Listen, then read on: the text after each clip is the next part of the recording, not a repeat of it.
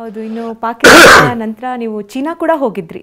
China ಕೂಡ ಒಂದು ರೀತಿ ನಮಗೆ ಶತ್ರು ರಾಷ್ಟ್ರ ಅಂತಾನೆ ಅನ್ಸ್ಕೊಳ್ಳುತ್ತೆ. ಅಲ್ಲಿ ನಿಮ್ಗೆ ಏನಾದರೂ ನಿರ್ಬಂಧ ಕಂಡೀಷನ್ಸ್ ಇತ್ತಾ ಹೋಗಬೇಕಾದ್ರೆ? ಚೈನಾಲಿ ಏನು ಕಂಡೀಷನ್ಸೇ ಇಲ್ಲ ಆ್ಯಕ್ಚುಲಿ. ಅಲ್ಲಿ ಅಷ್ಟು ಫ್ರೀಡಮ್ ಪ್ರಾಬ್ಲಿ ಎಲ್ಲೂ ಸಿಗಲ್ಲ ಅನ್ಸುತ್ತೆ. ಅಷ್ಟು ಫೆಸಿಲಿಟೀಸು, ಅಷ್ಟು ಟೆಕ್ನಾಲಜಿಕಲ್ ಅಡ್ವಾನ್ಸ್ಮೆಂಟು. ಅಲ್ಲಿ ಒಂದು 7-8 ಸಾವಿರ ಕಿಲೋಮೀಟರ್ ರೋಡಲ್ಲಿ ಓಡಾಡಿದ್ದೀನಿ ನಾನು. ಬುಲೆಟ್ ಟ್ರೈನಲ್ಲಿ ಓಡಾಡಿದ್ದೀನಿ. Bullet train 350 kilometre per hour ಹೋಗ್ತಾ ಇದೆ. ನೀವು ಒಂದೂರಿಂದ ಇನ್ನೊಂದೂರು 2000 ಕಿಲೋಮೀಟರ್, ಈಗ ಬೆಂಗಳೂರಿಂದ ಡೆಲ್ಲಿಗೆ 2.5 ಅವರ್ಸಲ್ಲಿ ಹೋಗ್ಬೋದು. ಫ್ಲೈಟಲ್ಲಿ ಇವತ್ತೇನು ಹೋಗ್ಬೋದು ಅದೇ ಥರ ಟ್ರೈನಲ್ಲಿ ಹೋಗ್ಬೋದು. ಅಲ್ಲಿ ಆ ಒಂದು ಬುಲೆಟ್ ಟ್ರೈನ್ ಮೇಲೆ ಒಂದು ಕಾಯಿನ್ ಎಕ್ಸ್ಪೆರಿಮೆಂಟ್ ಅಂತ ಕಾಯಿನ್ ಇಡ್ತೀನಿ ಹಿಂಗೆ ಸ್ಟ್ರೈಟಾಗಿ. ಕಾಯಿನ್ನು 4 ಅವರ್ಸ್ ಆದರೂ ಅಲ್ಲಾಡ್ ಬೀಳಲ್ಲ ಕೆಳಗಡೆಗೆ. ಅಂದರೆ ಅಷ್ಟು ಸ್ಟೇಬಲ್ ಜರ್ನೀಸ್ನ ಮಾಡಿದ್ದಾರೆ. ಅಲ್ಲಿಯ ಡೆವಲಪ್ಮೆಂಟ್ನ ನೋಡಿ ನಾನು ಸಾಕಷ್ಟು ವಿಷಯಗಳನ್ನ ಕಲ್ತ್ಕೊಂಡೆ. ಸೊ ಅಲ್ಟಿಮೇಟ್ಲಿ ಗ್ಲೋಬಲ್ ಕನ್ನಡಿಗನ ಉದ್ದೇಶ ಏನಂದರೆ ಬರೀ ಇದೊಂದು ಎಂಟರ್ಟೈನ್ಮೆಂಟ್ ಚಾನಲ್ ಆಗಬಾರ್ದು.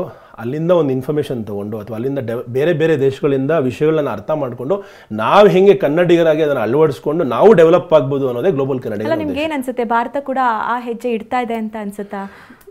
ಎಲ್ಲೋ ಬದಲಾವಣೆ ಬೇಕು ಅಂತ ಇಲ್ಲ, ನನಗೆ ಆ ಬದಲಾವಣೆ ಎಲ್ಲೂ ಕಾಣಿಸ್ತಾ ಇಲ್ಲ. ಯಾಕಂದರೆ ನನ್ನ ಮನೆ ಆಚೆ ಬಂದರೆ ರೋಡೇ ಸರಿ ಇಲ್ಲ. ನಂದು ಓಡಾಡೋದಕ್ಕೆ ಇವತ್ತು ಒಂದು ಬೇಸಿಕ್ ಇನ್ಫ್ರಾಸ್ಟ್ರಕ್ಚರ್, ನಾವೊಬ್ಬ ಆನೆಸ್ಟ್ ಟ್ಯಾಕ್ಸ್ ಪೇಯಿಂಗ್ ಸಿಟಿಸನ್ನು, ನನಗೆ ಇವತ್ತು ಬೇಸಿಕ್ ಅಮ್ಯುನಿಟೀಸೇ ಇಲ್ಲ ಅಂತ ಅನಿಸುತ್ತೆ. ಒಂದು ರೋಡ್ ಇಲ್ಲ, ಒಂದು ಸರಿಯಾಗಿ ಫೆಸಿಲಿಟೀಸ್ ಇಲ್ಲ. ಬೇರೆ ಬೇರೆ ದೇಶ ನೋಡಿದಾಗ ಆಮೇಲೆ ಒಂದು ಭಾಷಾಭಿಮಾನ ಇಲ್ಲ. ಭಾಷೆಯನ್ನು ನಾವು ಕರ್ನಾಟಕದಲ್ಲಿ ಕನ್ನಡ ಉಳಿಸ್ಕೊಳ್ತಾ ಇಲ್ಲ. ಈಗ ನಾನು ಬೇರೆ ದೇಶಕ್ಕೆ ರಷ್ಯಾಗೆ ಹೋಗಿದ್ದೀನಿ, ಚೈನಾ ಹೋಗಿದ್ದೀನಿ, ಬೇಕಾದಷ್ಟು ದೇಶಕ್ಕೆ ಹೋಗಿದ್ದೀನಿ. ಯಾವ ದೇಶದಲ್ಲೂ ಕೂಡ ಎಲ್ಲೂ ಕೂಡ ಆಂಗ್ಲ ಭಾಷೆಯ ಬಳಕೆ ಅಥವಾ ಬೇರೆ ಭಾಷೆಯ ಬಳಕೆ ಆಗಲ್ಲ. ಎಲ್ಲ ಕಡೆ ಅವ್ರು ಇಂಗ್ಲೀಷ್ ಬರುತ್ತೆ, ತುಂಬ ಚೆನ್ನಾಗಿ ಮಾತಾಡ್ತಾರೆ. ಆದರೆ ನೀವು ಅವ್ರಿಗೇನಾದ್ರು ಇಂಗ್ಲೀಷಲ್ಲೇನೋ ಮಾತಾಡಿಸಿದ್ರೆ ಅವ್ರು ರಷ್ಯಲ್ಲಿ ವಾಪಸ್ ಹೇಳ್ತಾರೆ ನಾಪು ನಿಮಾಯೋ ಅಂತ ಹೇಳ್ತಾರೆ. ಅಂದರೆ ನನಗೇನು ಗೊತ್ತಿಲ್ಲ ಅಂತ. ಅವ್ರ ಭಾಷೆನೇ ಮಾತಾಡ್ಬೇಕು ನೀವು. ಸೊ ಅವರಲ್ಲಿ ಅಲ್ಲೊಂದು ಬೋರ್ಡ್ ಆಗಲಿ, ಪ್ರತಿಯೊಂದು ವಿಷಯದಲ್ಲಾಗಲಿ, ಹೋಟ್ಲಲ್ಲಿ ಹೋದರೆ ಮೆನುಲಾಗಲಿ ಬೇಕಾದ್ರೆ ನೀನು ಬಂದಿದ್ಯಾ, ನೀನು ಟ್ರಾನ್ಸ್ಲೇಟ್ ಮಾಡ್ಕೊಂಡು ಓದು ಅಂತ. ನಮ್ಮಲ್ಲಿ ಹಂಗಲ್ಲ. ಕರ್ನಾಟಕದಲ್ಲಿ ಇವತ್ತು ಒಂದು ಹೋಟ್ಲು ಹೋಗಿ ನೀವು, ನಮ್ಮ ಕನ್ನಡಿಗರ ಹೋಟ್ಲಿಗೆ ಹೋದ್ರೇ ಇಂಗ್ಲೀಷ್ ಮೆನು ಓದ್ಬೇಕು ನಾವು. ಯಾಕೆ ಈ ಒಂದು ಪ್ರಾಬ್ಲಮ್ಮು? ಸರಿ ಕನ್ನಡನೂ ಕೊಡಿ, ಇಂಗ್ಲೀಷು ಕೊಡಿ. ಆ ಥರ ನೋಡಿ ಎಷ್ಟು ಈ ಥರ ವಿಷಯಗಳ ಕಂಪ್ಯಾರಿಸನ್ ಮಾಡೋಕ್ಕೆ ಸಾಧ್ಯ ಯಾವಾಗತ್ತೆ ಅಂದರೆ ಈ ಥರ ಟ್ರಾವೆಲ್ ಮಾಡಿ ಬಂದಾಗ. ಬೇರೆ ದೇಶಗಳು ತಮ್ಮ ಭಾಷೆಯ ತಮ್ಮ ನೆಲದ ಮೇಲಿರೋ ಅಭಿಮಾನ ನಮ್ಗೆ ಯಾಕಿಲ್ಲ ಅನ್ನೋದು ಒಂದು ಆ ಕೊರಗು ಕಾಡೋಕ್ಕೆ ಶುರುವಾಗುತ್ತೆ.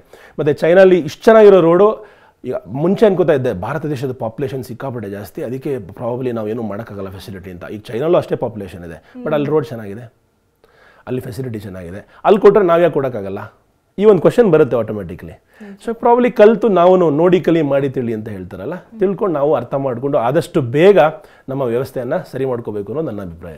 ಅಂದರೆ ಭಾರತೀಯರ ಬಗ್ಗೆ ಅಲ್ಲಿನ ಜನರ ಅಭಿಪ್ರಾಯ ಹೇಗಿದೆ? ತುಂಬ ಚೆನ್ನಾಗಿರುತ್ತೆ. ಪ್ರಪಂಚದ ಯಾವುದೇ ಜಾಗಕ್ಕೆ ಹೋದಾಗ್ಲೂ ಭಾರತೀಯರು ಅಂದರೆ ಬಹಳ ಖುಷಿಯಿಂದ ಮಾತಾಡಿಸ್ತಾರೆ. ನಮ್ಮ ಒಂದು ವಿದೇಶಾಂಗ ಏನಂತಾರೆ, ಈ ಒಂದು ಡಿಪ್ಲೊಮೆಸಿ ಚೆನ್ನಾಗಿ ವರ್ಕ್ ಆಗಿದೆ. ಎಲ್ಲಿ ಹೋದರೂ ನಮಗೆ ತುಂಬ ಒಳ್ಳೆ ರೆಸ್ಪೆಕ್ಟ್ ಇದೆ. ಇನ್ನು ಯೂಟ್ಯೂಬರ್ ಅಂತ ಹೇಳಿ ನೀವು ಸಾಕಷ್ಟು ಈಗ ಹೇಳಿದ್ರಿ 40ಕ್ಕಿಂತ ಹೆಚ್ಚು ದೇಶಗಳಿಗೆ ಹೋಗಿದ್ದೀನಿ ಅಂತ ಹೇಳಿ. ಯಾವ ದೇಶ ತುಂಬ ಇಂಟ್ರೆಸ್ಟಿಂಗ್ ಅನ್ನಿಸ್ತು, ಒಬ್ಬ ಲೈಫ್ ಟೈಮಲ್ಲಿ ಇಂಥ ಒಂದು ಪ್ಲೇಸಿಗೆ ಹೋಗಬೇಕಪ್ಪ ಅಂತ ಅನಿಸಿತ್ತು? ಶುರು ಜರ್ನೀಸ್ ಯಾವತ್ತು ಫಸ್ಟ್ ಇಸ್ ದ ಬೆಸ್ಟ್ ಅಂತ ಹೇಳ್ತಾರಲ್ಲ, ಇರಾನ್ ನನಗೆ ಒನ್ ಆಫ್ ದ ಫೇವ್ರೇಟ್ಸು. ಹೌದೌದು, ಇರಾನ್, ಮಡಗಾಸ್ಕರ್, ಮಂಗೋಲಿಯಾ, ಈ 3 ದೇಶಗಳು ನನಗೆ ಬಹಳ ಯುನೀಕ್ ಮತ್ತು ಬಹಳ ವಿಶೇಷ ಅನಿಸಿದ್ದು. ಯಾಕೆ ಅಂದರೆ ಇಲ್ಲಿ ಟೂರಿಸಮ್ನ ಒಂದು ಇಂಪ್ಲಿಮೆಂಟೇಷನ್ ಇಲ್ಲ. ಯಾರು ನಿಮಗೇನು ಮಾರೋಕ್ಕೆ ಪ್ರಯತ್ನ ಮಾಡ್ತಾರಲ್ಲ, ನಿಜವಾದ ಜನ, ನಿಜವಾದ ಜಾಗಗಳು, ಅಲ್ಲಿ ಬೆರೆತು ಆನಂದವನ್ನು ಅನುಭವಿಸ್ಬೋದು ಅಂಥ ಜಾಗಗಳು.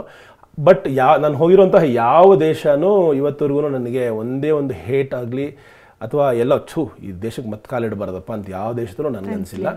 ಯಾಕಂದರೆ ಪ್ರಾಬ್ಲಿ ನಾವು ಹೆಂಗಿರ್ತೀವಿ ಅಥವಾ ನಮ್ಮ ದೃಷ್ಟಿಕೋನದಿಂದನೇ ಜಗತ್ತು ಚೆನ್ನಾಗಿ ಕಾಣೋದು. ಈಗ ಮೋಡ ನೋಡಿದಾಗ ಅಥವಾ ಮಳೆ ನೋಡಿದಾಗ ಕೆಲವರಿಗೆ ಆಕಾಶ ಕಣ್ಣೀರು ಹಾಕ್ತಾಯಿದೆ ಅಂತ ಅನಿಸ್ಬೋದು, ಕೆಲವರು ಅದೇ ಮಳೆಯಲ್ಲಿ ಡ್ಯಾನ್ಸ್ ಮಾಡ್ಬೋದು. ಸೊ ಪರ್ಸ್ಪೆಕ್ಟಿವ್ ಅಂತ ಏನು ಹೇಳ್ತೀವಿ, ನಾವು ಹೆಂಗೆ ಜಗತ್ತನ್ನ ನೋಡ್ತೀವಿ, ಜಗತ್ತು ನಮ್ಮನ್ನು ಹಾಗೆ ನೋಡುತ್ತೆ ಅನ್ನೋದು ನನ್ನ ಅಭಿಪ್ರಾಯ. ಹಲವು ದೇಶದ ಬಗ್ಗೆ, ಹಲವು ಪ್ಲೇಸ್ಗಳಿಗೆ ಬಗ್ಗೆ ತಿಳಿಸ್ಕೊಟ್ರಿ. ಇನ್ನು ಪಾಕಿಸ್ತಾನದ ಬಗ್ಗೆ ನಾವು ಮಾತಾಡಲೇಬೇಕು. ಯಾಕೆಂದರೆ ಪಾಕಿಸ್ತಾನ ಅಂತ ಹೇಳಿದ ತಕ್ಷಣ ನಮಗೆ ಒಂದು ರೀತಿ ಗೊತ್ತಿಲ್ಲ, ಏನೋ ಒಂದು ರೀತಿ ಶತ್ರು ದೇಶ, ಒಂದು ರೀತಿ ವೈರತ್ವ ಅನ್ನೋದು ಬಂದ್ಬಿಡತ್ತೆ. ಅದು ಫಸ್ಟಿಂದನೂ ನಮ್ಮಲ್ಲಿ ಒಂದು ರೀತಿ ತಲೆಯಲ್ಲಿ ತುಂಬಿಟ್ಟಿರ್ತಾರೆ. ಬಟ್ ನೀವು ಪಾಕಿಸ್ತಾನ ಅಂತ ಹೇಳಂದಾಗ ಯಾಕೆ ಪಾಕಿಸ್ತಾನಕ್ಕೆ ಹೋಗಬೇಕು ಅಂತ ಅಂದ್ಕೊಂಡ್ರಿ? ಪಾಕಿಸ್ತಾನದಲ್ಲಿ ವೀಸಾ ಹೇಗೆ ತೊಗೊಂಡ್ರಿ ಪಾಕಿಸ್ತಾನಕ್ಕೆ ಹೋಗೋಕ್ಕೆ? ಪಾಕಿಸ್ತಾನ ಮುಂಚೆ ನಾನು ಈ ಕಾನ್ಫ್ಲಿಕ್ಟ್ ಝೋನ್ಸ್ ಅಂತ ಏನು ಕರಿತೀವಿ, ಈಗ ಇರಾನ್ ಕಾನ್ಫ್ಲಿಕ್ಟ್ ಝೋನ್, ಇಸ್ರೇಲ್, ನಾನು ಇಸ್ರೇಲಿಗೆ ಕೂಡ ಹೋಗಿದ್ದೀನಿ, ಪ್ಯಾಲೆಸ್ಟೀನಿಗೆ ಕೂಡ ಹೋಗಿದ್ದೀನಿ. ವಾರಲ್ಲಿ ಯುದ್ಧ ನಡೆಯೋ ಸಂದರ್ಭದಲ್ಲಿ ಬಾಂಬಿಂಗ್ ಆಗೋ ಟೈಮಲ್ಲಿ ನಾನು ಇಸ್ರೇಲಲ್ಲಿದ್ದೆ, ಪ್ಯಾಲೆಸ್ಟೈನಲ್ಲಿದ್ದೆ. ಈಗ ಯೋಚನೆ ಮಾಡಿ, ಇರಾನ್ಗೆ ಇಸ್ರೇಲ್ ಕಂಟ್ರಿ ಆಗಲ್ಲ, ಇಸ್ರೇಲ್ಗೆ ಇರಾನ್ ಕಂಟ್ರಿ ಆಗಲ್ಲ, ಪ್ಯಾಲೆಸ್ಟೈನ್ಗೆ ಇಸ್ರೇಲ್ ಕಂಟ್ರಿ ಆಗಲ್ಲ, ಇಸ್ರೇಲ್ಗೆ ಪ್ಯಾಲೆಸ್ಟೈನ್ ಕಂಟ್ರಿ ಆಗಲ್ಲ. ಈ 3 ದೇಶಕ್ಕೂ ಹೋಗಿರೋ ನಾನು 3 ದೇಶದಲ್ಲೂ ಉಳಿದಿದ್ದೀನಿ, 3 ದೇಶದಲ್ಲೂ ಜನಗಳ ಮನೇಲಿದ್ದೀನಿ. ನೀವು ನಂಬಲ್ಲ, ಯಾವ ದೇಶದಲ್ಲೂ ನಾನು ಹೋಟ್ಲಲ್ಲಿ ಉಳಿದಿಲ್ಲ. ಮನೆಗಳಲ್ಲಿ. ಹೌದು, ಇರಾನಲ್ಲಿ 70 ದಿವಸದಲ್ಲಿ ನಾನು ಯಾವ ಹೋಟೆಲ್ ಕೂಡ ಬುಕ್ ಮಾಡಿಲ್ಲ. ಯುದ್ಧದ ಟೈಮಲ್ಲಿ ಅಂತ ಅಂದಾಗ ಆ ಎಕ್ಸ್ಪೀರಿಯನ್ಸ್ ಹೇಗೆ ಅನಿಸ್ತಾ ಇತ್ತು? ಎಲ್ಲಿಂದ ಬಾಂಬ್ ಬೀಳುತ್ತೋ, ಎಲ್ಲಿ ಏನಾಗುತ್ತೋ, ನಿದ್ದೆ ಸರಿಯಾಗಿ ಬರುತ್ತಾ? ಅಂದ್ರೆ ಮನುಷ್ಯನಿಗೆ ತುಂಬಾ ಸ್ಟ್ರೆಸ್ ಆದಾಗ ತುಂಬಾ ಚೆನ್ನಾಗಿ ನಿದ್ದೆ ಬರುತ್ತಂತೆ. ಅಲ್ಲ, ಭಯದ ನಡುವೆ ಹೇಗೆ ಅಂತ ನನಗೇನೋ ಆ ಥರ ಅನಿಸ್ಲಿಲ್ಲ. ಯಾಕಂದರೆ ಪ್ರಾಬಬ್ಲಿ ನನ್ನ ಮೈಂಡೇ ಅಥವಾ ನನ್ನ ಬಾಡಿನೇ ಆ ಥರ ಸೆಟ್ ಆಗಿದೆಯೋ, ಆ ಒಂದು ಎಕ್ಸ್ಟ್ರೀಮ್ ಅಡ್ವೆಂಚರ್ಸ್ಗೆ ಸದಾ ನನಗೆ ಹಾತೊರಿತಾ ಇರ್ತೀನಿ ಆ ಥರ ವಿಷಯಗಳಿಗೆ, ಹೊಸ ವಿಷಯ ತಿಳ್ಕೊಬೇಕು ಅಂತ. ಈ ಥರ ಸಂದರ್ಭದಲ್ಲಿ ಮನುಷ್ಯ ಹೆಂಗಿರ್ತಾನೆ, ಅವ್ರ ಫ್ಯಾಮಿಲೀಸ್ ಹೆಂಗಿರುತ್ತೆ. ಈಗ ಇಸ್ರೇಲಲ್ಲಿ ಪ್ರತಿಯೊಬ್ಬರು ಮನೇಲೂ ಗನ್ ಇಟ್ಕೊಂಡು ಕೂತಿರ್ತಾರೆ, ಯಾಕಂದರೆ ಎಲ್ಲರೂ ಸೋಲ್ಜರ್ಸು. ಕಂಪಲ್ಸರಿ 18 ವರ್ಷ ಆದಮೇಲೆ ಎಲ್ಲರೂ 2.5 ವರ್ಷ ಕಂಪಲ್ಸರಿ ಮಿಲಿಟರಿ ಸರ್ವಿಸ್ ಮಾಡಬೇಕು. ನಾವು ಉಳಿದ ಪ್ರತಿಯೊಂದು ಮನೆಯಲ್ಲೂ 18 ವರ್ಷದ ಹುಡುಗ ಇಷ್ಟು ಮಿಷಿನ್ ಗನ್ ಇಟ್ಕೊಂಡಿರ್ತಾನೆ. ಮದುವೆಗೆ ಹೋಗಿದ್ದೆ, ಮದುವೆಯಲ್ಲಿ ಎಲ್ಲರೂ ಮಿಷಿನ್ ಗನ್ ಹಾಕೊಂಡು ಊಟ ಮಾಡ್ತಾ ಇದ್ದಾರೆ, ಡ್ರಿಂಕ್ ಆಗ್ತಾ ಇದ್ದಾರೆ. ನಿಜವಾಗ್ಲು ಅಲ್ಲ, ನೀವು ನೋಡಿದವ್ರಿಗೆ ಹೇಗಿತ್ತು ಅಂತ ನನಗೆ ಅದೇ ಅನಿಸ್ತು. ವಿಸ್ಕಿ ಕುಡಿತಾ ಇದ್ದಾರೆ, ಇಷ್ಟು ಗನ್ ಹಾಕೊಂಡಿದ್ದಾರೆ. ಈ ಥರ ಹುಡುಗಿರು ಅಷ್ಟೇ, ನಿಮ್ಮ ಏಜಿನ ಹುಡುಗಿರು ಪ್ರತಿಯೊಬ್ಬರು ಮಿಷಿನ್ ಗನ್ ಹಾಕೊಂಡು ಓಡಾಡ್ತಾ ಇರ್ತಾರೆ.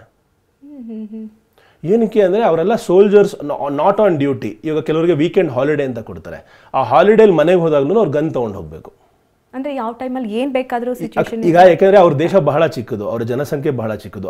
ಅವರನ್ನು ಪ್ರೊಟೆಕ್ಟ್ ಮಾಡ್ಕೊಳ್ಳೋದಕ್ಕೆ ಪ್ರತಿಯೊಬ್ಬರು ಸೋಲ್ಜರ್ ಅಂತ ಅವ್ರ ಲೆಕ್ಕ ತಗೊಳ್ಳೋದು. ರಿಸರ್ವ್, ನೀವು ಮನೇಲಿ ಮಲಗಿದ್ರು ಎದ್ದು ಬರಬೇಕು. ನೀವು ಯಾವ ಏಜರ್ ಆಗಿರಲಿ ಏನಾರಾಗಿರಲಿ, ಅಂಟಿಲ್ ಅನ್ಲೆಸ್ ಕೆಲವು ರೆಸ್ಟ್ರಿಕ್ಷನ್ಸ್ ಇದೆ, ಅವ್ರಿಗೆ ಮಾತ್ರ ಎಕ್ಸೆಂಪ್ಷನ್ ಇದೆ. ಅದು ಬಿಟ್ಟರೆ ನೀವು ಮಿಕ್ಕಿದವರೆಲ್ಲ ಕಂಪಲ್ಸರಿ ಮಿಲಿಟರಿ ಸರ್ವಿಸ್ ಮಾಡಲೇಬೇಕು. ಈಗ ಇಥಿಯೋಪಿಯಾ ತಗೊಂಡ್ರೆ, ಇಥಿಯೋಪಿಯಲ್ಲಿ ವರ್ಲ್ಡ್ಸ್ ಮೋಸ್ಟ್ ಡೇಂಜರಸ್ ಟ್ರೈಬ್ಸ್ ಇದ್ದಾರೆ. ಅತ್ಯಂತ ಖತರ್ನಾಕು. ಹೆಂಗೆ ಅಂದ್ರೆ ಅವ್ರು ಬೆಳಗ್ಗೆ ತಿಂಡಿಗೆ ಬಿಸಿ ರಕ್ತ ಕುಡಿತಾರೆ, ಹಸುಗೆ ಕುತ್ತಿಗೆಗೆ ನರಕ್ಕೆ ಆರೋ ಹೊಡಿತಾರೆ, ರಕ್ತ ಚೆಲ್ಲತ್ತಲ್ಲ ಅದನ್ನು ಪಾತ್ರೆಯಲ್ಲಿ ಇಟ್ಕೋತಾರೆ, ಅಲ್ಲೇ ಕೂತ್ಕೊಂಡು ಕುಡಿದ್ಬಿಡ್ತಾರೆ. ಇಬ್ಬರು ಕೂತ್ಕೊಂಡು ಕುಡಿತಾರೆ ಅರ್ಧ ಲೀಟ್ರು, ಕೊನೆಗೆ ಮಿಕ್ಕಿದ್ರೆ ನಾಯಿ ಕೊಡ್ತಾರೆ. ಬೆಳಗ್ಗೆ ತಿಂಡಿ ಅದು. ಒಂದ್ಸಲ ಇಮ್ಯಾಜಿನ್ ಮಾಡಿ, ಇಡ್ಲಿ ದೋಸೆ ತಿಂದವ್ರಿಗೆ ಬಿಸಿ ರಕ್ತ ನೋಡಿದ್ರೆ ಹೆಂಗಿರುತ್ತೆ ಅಂತ ಇಮ್ಯಾಜಿನೇಷನು. ಅದಾದ್ಮೇಲೆ ಅವ್ರು ಬದುಕೋ ರೀತಿನೇ ಬೇರೆ. ಮಾಂಸದ ಮಾರ್ಕೆಟ್ ಆಗ್ಬೋದು, ಅವ್ರು ಬದುಕೋ ರೀತಿ, ಕಡ್ಡಿ ಮೇಲೆ ನಿಂತ್ಕೊಳ್ಳೋದು, ಅವ್ರು ಹಂಟಿಂಗ್ ಮಾಡೋದು. ಆಮೇಲೆ ಮದುವೆ, ಇದೊಂದು ಸಂದರ್ಭ ಹೇಳಲೇಬೇಕು. ಸೂರಿ ಟ್ರೈಬ್ಸ್ ಅಂತ ಇದ್ದಾರೆ ಇಥಿಯೋಪಿಯಲ್ಲಿ. ಇವ್ರುಗಳು ಸ್ಪೆಷಾಲಿಟಿ ಏನಂದರೆ, ಅವ್ರು ಮದುವೆ ಆಗಬೇಕು ಅಂದರೆ ಇವ್ರ ಜನಾಂಗದಲ್ಲಿ ಸುತ್ತಮುತ್ತ ಇರೋ 100 ಹಳ್ಳಿಗಳು ದೊಂಗ ಫೈಟಿಗೆ ಸೇರ್ಕೋತಾರೆ. ಹಿಂದಿನ ಟೈಮಲ್ಲಿ ಹೆಂಗಿತ್ತು ಹಂಗೇನೆ ಇವತ್ತಿಗೂ ನಡೀತಾ ಇದೆ. ಅವ್ರು ಆಲ್ಮೋಸ್ಟ್ ಒಂದು 2000 ವರ್ಷ ಹಿಂದೆ ಇದ್ದಾರೆ ಇಥಿಯೋಪಿಯನ್ನರು. ದೊಂಗ ಫೈಟಲ್ಲಿ ಎಲ್ಲರಿಗೂ ಕಡ್ಡಿ ಇರುತ್ತೆ, ನಗ್ನವಾಗಿರ್ತಾರೆ ಹುಡುಗರು ಒಂದೊಂದು ಊರಿಂದ ಸೌಂಡ್ ಮಾಡ್ಕೊಂಬರ್ತಾರೆ ಅಂತ. ಅವ್ರು ಬಂದರೆ ಒಬ್ಬೊಬ್ರಿಗೂ ಒಂದೊಂದು ಸೌಂಡ್ ಇರುತ್ತೆ. ಈ ಹುಡುಗ, ಈಗ ಒಂದು ಹುಡುಗಿ ಇದ್ದಾಳೆ ಅಂದರೆ ಈ ಹುಡುಗ ಅದಕ್ಕೆ ಅವ್ರು ಕಾಂಪೀಟ್ ಮಾಡ್ತಾರೆ ಅಂದರೆ ಹೊಡೆದಾಡಬೇಕು. ಯಾರು ಗೆಲ್ತಾರೋ ಆ ಮದುವೆ ಆಗಬೇಕು. ಹೆಂಗೆ ಹೊಡೆದಾಡ್ತಾರೆ ಅಂದರೆ, ಒಂದ್ಸಲಿ ಕೋಲ್ ಹೊಡೆದ್ರೆ ಇಲ್ಲಿಂದ ಇಲ್ಲಿ ಕಟ್ಟಾಗ್ಬಿಡುತ್ತೆ, ಇಲ್ಲಿ ಕಟ್ಟಾಗ್ಬಿಡುತ್ತೆ, ರಕ್ತ ಚಿಮ್ತಾ ಇರುತ್ತೆ. ಅಂಥ ಸಿಚುವೇಶನಲ್ಲೂ ಕೂಡ ಅವ್ರು ಫೈಟ್ ಮಾಡಿ ಗೆದ್ದರೆ ಮದುವೆ ಆಗೋದು, ಇಲ್ಲದ್ರೆ ಮನೆಗೆ ಹೋಗ್ಬೇಕು. ಅಂದರೆ ಸರ್ವೈವಲ್ ಆಫ್ ದ ಫಿಟ್ಟೆಸ್ಟ್. ನಮ್ಮೇನು ಒಂದು ಹ್ಯೂಮನ್ ಕೈಂಡ್ ನೇಚರ್ ಇದೆ, ಈ ಪ್ರಕೃತಿಯ ನಿಯಮ ಅದೇ ಅಲ್ವಾ, ಯಾರು ಫಿಟ್ಟೆಸ್ಟ್ ಇದ್ದಾರೋ ಅವರೇ ಸರ್ವೈವ್ ಆಗೋದು. ಸೊ ಅದನ್ನೆಲ್ಲ ರಿಯಲ್ ಲೈಫಲ್ಲಿ ನೋಡಿದಾಗ, ಒಂದು ಕಡೆ ನೇಚರ್ ಆದರೆ ಇನ್ನೊಂದು ಕಡೆ ಜನರ ಎಕ್ಸ್ಟ್ರೀಮ್ ನೋಡಿದ್ದೀನಿ. ಎಲ್ಲ ಎಕ್ಸ್ಟ್ರೀಮ್ಸ್ನು ಈ ಒಂದು ಕಳೆದ 2 ವರ್ಷದಲ್ಲಿ ನೋಡಿದ್ದು ನನ್ನ ಪರ್ಸ್ನಲ್ ಎಕ್ಸ್ಪೀರಿಯನ್ಸ್ನ ಭಾಳ ಎನ್ಹಾನ್ಸ್ ಮಾಡಿದೆ. ಅಂದರೆ ನಿಮ್ಗೆ ಅಲ್ಲಿ ಗೈಡ್ ಪಾರ್ಟ್ನರ್ಸ್ ಯಾರು ಸಿಗ್ತಾರಾ, ಹೇಗೆ ಇದೆಲ್ಲ? ಕೆಲವು ಕಡೆ ಗೈಡ್ಸ್ ಇರ್ತಾರೆ. ಈಗ ಇಥಿಯೋಪಿಯಲ್ಲ ನೀವು ಗೈಡ್ಸ್ ಇಲ್ಲದೆ ಹೋದರೆ ನೀವು ಕೊಲೆ ಆಗ್ಬಿಡ್ತೀರಾ. ಯಾಕಂದರೆ ಯಾವುದೋ ಟ್ರೈಬ್, ಈಗ ನೋಡಿ ಆ ಟ್ರೈಬನ್ನು ಮೀಟ್ ಮಾಡೋದಕ್ಕೆ ಕಾಡ್ ಒಳಗೆ 4x4 ಕಾರಲ್ಲಿ 4 ಸ್ಪೇರ್ ಟೈರ್ ಇಟ್ಕೊಂಡು ಆಲ್ಮೋಸ್ಟ್ 24 ಅವರ್ಸ್ ಜರ್ನಿ ಮಾಡಬೇಕು. ಸೊ 24 ಅವರ್ಸ್ ಜರ್ನಿ ಮಾಡಬೇಕು ಅಂದರೆ ಯೋಚನೆ ಮಾಡಿ, ಕಾಡ್ ಮಧ್ಯೆ ಹೆಂಗೆ ಹೋಗ್ತೀರಾ ನೀವು ಒಬ್ಬರೇ? ಸೊ ಅದಕ್ಕೆ ಗೈಡ್ ಬೇಕು, ಮತ್ತು 4x4 ಒಂದು ಫೆಸಿಲಿಟಿ ಬೇಕು. ಅದಾದಮೇಲೆ 2 ದಿವಸ ಇದ್ದೆ ಅವ್ರ ಜೊತೆಗೆ. ಸೊ ಇಡೀ ಇಥಿಯೋಪಿಯಾ 30 ದಿವಸ ಸುತ್ತಾಡಿದ್ದೀನಿ. ಅದಾದಮೇಲೆ ಮಡಗಾಸ್ಕರ್ಗೆ ಹೋಗಿದ್ದೀನಿ. ಮಡಗಾಸ್ಕರ್ ಕೂಡ ಯಾರೂ ಹೋಗೇ ಇಲ್ಲ, ಪ್ರಪಂಚದ 4ನೇ ಅತ್ಯಂತ ದೊಡ್ಡ ಐಲ್ಯಾಂಡ್ ದೇಶ. ಅವರು ಕೂಡ ಬಹಳ ಡಿಫ್ರೆಂಟ್ ಯುನೀಕ್ ಕಂಟ್ರಿ. ಸೊ ಈ ಥರ ನಾನು ಚೂಸ್ ಮಾಡಿದೆಲ್ಲ ದೇಶಗಳು ಯಾರೂ ಹೋಗೋಕ್ಕಾಗದಿರುವಂಥದ್ದು, ಎಕ್ಸ್ಟ್ರೀಮ್ ಅಡ್ವೆಂಚರ್ಸ್ ಇರುವಂಥದ್ದನ್ನು ಚೂಸ್ ಮಾಡಿದೆ. ಯಾಕೆಂದರೆ ನಾನು ಹೆಂಗಾಗಿದ್ದಾಗ, ನನ್ನಲ್ಲಿ ಶಕ್ತಿ ಇದ್ದಾಗ ಇಂಥ ಜಾಗಗಳನ್ನ ನೋಡಿದಾಗ, ಅದಾದಮೇಲೆ ನನ್ನ ಒಂದು ಇನ್ನೂ ಏಜ್ ಆಗ್ತಾ ಆವಾಗ ಸ್ವಲ್ಪ, ಈಗ ಶ್ರೀಲಂಕಾ ಯಾವಾಗ ಬೇಕೋ ಹೋಗ್ಬೋದು, ಭೂತಾನ್ಗೆ ಯಾವಾಗ ಬೇಕೋ ಹೋಗ್ಬೋದು, ನೇಪಾಲ್ಗೆ ಹೋಗ್ಬೋದು, ಬಾಂಗ್ಲಾದೇಶ್ಗೆ ಹೋಗ್ಬೋದು. ಆದರೆ ನಾನು ಹೋಗಿರುವಂತಹ ದೇಶಗಳಿಗೆ ಹೋಗೋದು ಅಷ್ಟು ಸುಲಭ ಇಲ್ಲ. ಈಗ ಲಾಸ್ಟ್ ಹೋಗಿದ್ದು ನಾನು ಪಾಕಿಸ್ತಾನಕ್ಕೆ.